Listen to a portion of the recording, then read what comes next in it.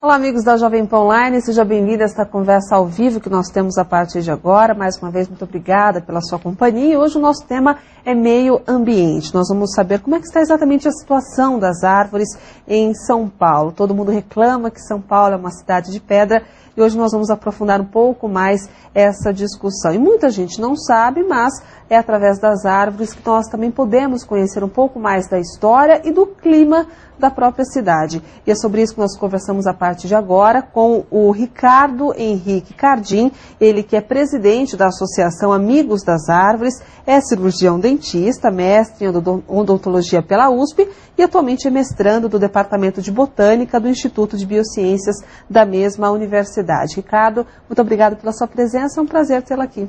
É um prazer, Luciana, poder falar um pouco sobre as árvores para os telespectadores. Estava vendo aqui pelo seu currículo que você é cirurgião dentista e também mestrando em botânica, né? Como é que a gente consegue conciliar essas duas paixões? Pois é, né? É um paradoxo. Muita gente me pergunta sobre isso. A odontologia foi a profissão que eu abracei já adolescente, né? Mas, na verdade, eu gosto de botânica, de árvores, desde criancinha, e isso sempre esteve comigo. E aí chegou uma hora que eu resolvi assumir isso e trabalhar pela árvore, fazer disso mesmo parte da minha vida. Então eu toco metade odontologia e outra metade botânica, meio ambiente. Agora, Ricardo, você que tem um estudo, tem um trabalho voltado a essa questão em São Paulo, a gente pode dizer que a capital paulista é realmente uma cidade de pedra? A gente pode dizer sim, porque ela é uma cidade de pedra, mas São Paulo tem verde. A questão é que o verde é mal distribuído.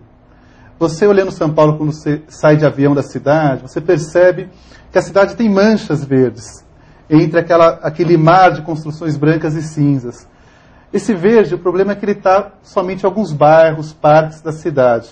Então você vai, por exemplo, na Zona Leste, você dificilmente acha uma calçada verde. As calçadas lá têm um sol inclemente em cima de você.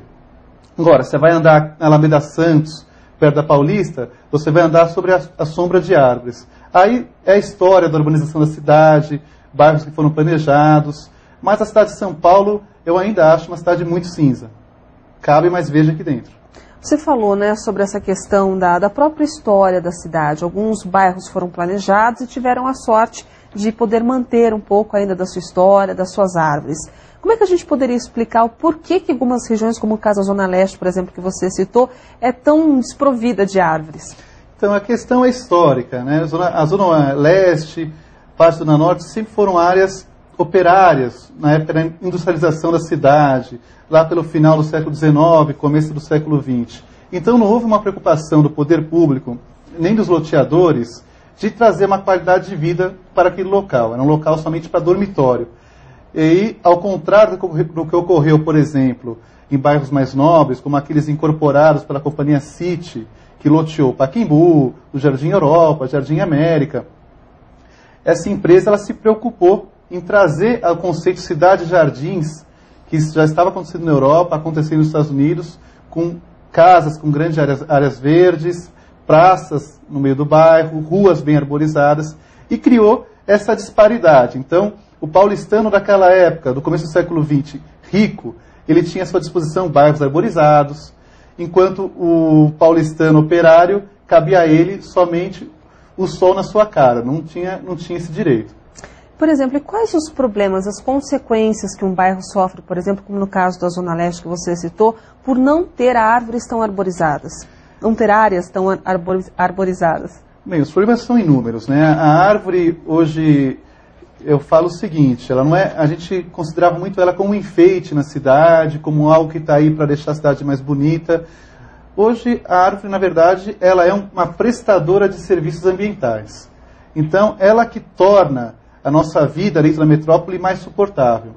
Que ela libera umidade no ar, ela faz a reciclagem do ar, segura os barulhos, segura a fuligem, retém a água da chuva de enchentes, enfim, a lista é longa. Mas eu acho que o principal, para o que está passando hoje, que é a situação caótica do trânsito, a gente tem que lembrar que uma rua bem arborizada é um convite à caminhada. Quando você tem uma calçada verde, você tem vontade de se deslocar por essa calçada e andar. E com isso, você deixa o seu carro em casa, deixa de usar ônibus, metrô, transportes públicos. Então, a gente tem que passar a pensar mais na árvore como um instrumento para a cidade ter mais qualidade de vida. Isso é de lembrar que as mudanças climáticas vão realmente ocorrer, isso já é fato. Já está acontecendo. Já estão acontecendo. Nós vamos ter uma cidade, no mínimo 3 graus mais quente daqui a algumas décadas. Aí a pergunta, será que a gente vai querer ter uma cidade cinza e quente ou uma cidade verde e amena? Para nós, quando estivermos mais velhos, e para nossos filhos. Por isso a árvore é importante. E como que a gente poderia atuar de forma a tentar contribuir com o meio ambiente?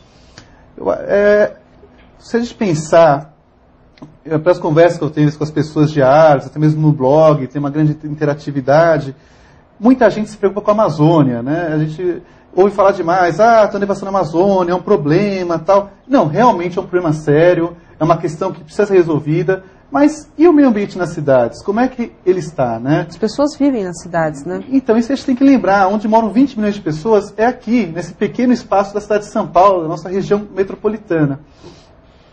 E cabe a nós tentarmos mudar essa situação da cidade cinza que você falou, da cidade selva de pedra. E para isso não precisa de grandes projetos. O que precisa é o paulistano começar a tentar inserir a árvore dentro do seu campo de visão. Seja aquela árvore que ele tem na frente do prédio, aquela árvore que tem na frente da casa dele. Eu percebo muito que as pessoas gostam de árvores, elas estão a favor da questão do verde, mas quando tem aquela árvore na frente da casa dela, que joga folhinhas na frente da rua, aquela já vira uma inimiga. Ou a raiz, por falta de espaço, atrapalha a calçada, ela já tenta podar, arrumar um jeito de subtrair aquela árvore da rua. Mas quando vai estacionar o carro, gosta de parar embaixo da árvore do vizinho. Então, esse eu acho que é o principal problema na cidade. É o paulistano aceitar que a árvore ela traz muitos benefícios, mas também tem um pequeno custo, que seriam suas folhas, que seriam, às vezes, uma semente que cai no chão, ou uma queda esporádica de vez em quando. Tudo tem seu custo, né? Mas o benefício é imensamente maior do que o custo. Nesse caso. Você falou sobre as calçadas verdes, né? Queria que você explicasse um pouquinho mais sobre esse conceito, como ele chegou ao Brasil. Então, a calçada verde é um conceito que no exterior já vem sendo bastante difundido, principalmente nos países do primeiro mundo, e em São Paulo existem pouquíssimas situações como essa. Até que eu me referi à calçada verde na nossa conversa, mas como aquelas calçadas que têm árvores, que eu já acho que já é um grande avanço para a cidade de São Paulo. Você tem uma calçada com árvores a cada, por exemplo, 5, 10 metros. Já permite criar um corredor, um túnel verde.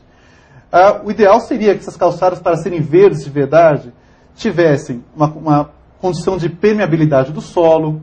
Por exemplo, aquela grelha com grama, né, e um caminho no meio que permita que as pessoas passem sem maiores problemas, por pessoas com dificuldades de locomoção, mas que em volta tenha um gramado, que possa receber água da chuva, que as raízes da árvore tenham como ter aeração e não estourar o calçamento. Então ela tem que envolver também essa questão da absorção da água, do verde dentro dessa calçada e do vai e vem das pessoas de uma forma tranquila e segura. São Paulo ainda tem muitas poucas áreas assim. Ricardo, a gente está discutindo essa questão do meio ambiente, como é que a gente pode fazer para participar, para ajudar a esse mundo, né, ter uma qualidade de vida melhor. Mas, por exemplo, quem deseja plantar uma árvore, mas tem uma área muito reduzida dentro de casa, não tem como justamente plantar uma árvore na sua área disponível.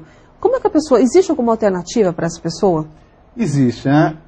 A grande questão, até vou fugir um pouco do assunto para falar uma coisa que é interessante, pouca gente sabe, mas cerca de 80% das árvores que a gente tem na cidade, das plantas que a gente tem nos jardins de São Paulo, são de origem estrangeira. Interessante, né? Sendo que a gente está num dos biomas de maior biodiversidade do planeta, a Mata Atlântica. São Paulo, antes de ser cidade, era Mata Atlântica, com centenas de espécies vegetais e animais convivendo. E aí nós viemos aqui, tiramos tudo isso, né? Desmontamos o relevo, removemos a vegetação e cobrimos de concreto.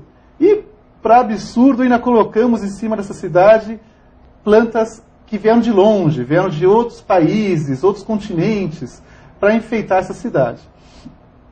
Isso gerou um problema. O paulistano hoje realmente desconhece o que são árvores nativas, o que são árvores da cidade. Isso se passa aos jardins também, às áreas de decoração. Então, tem inúmeras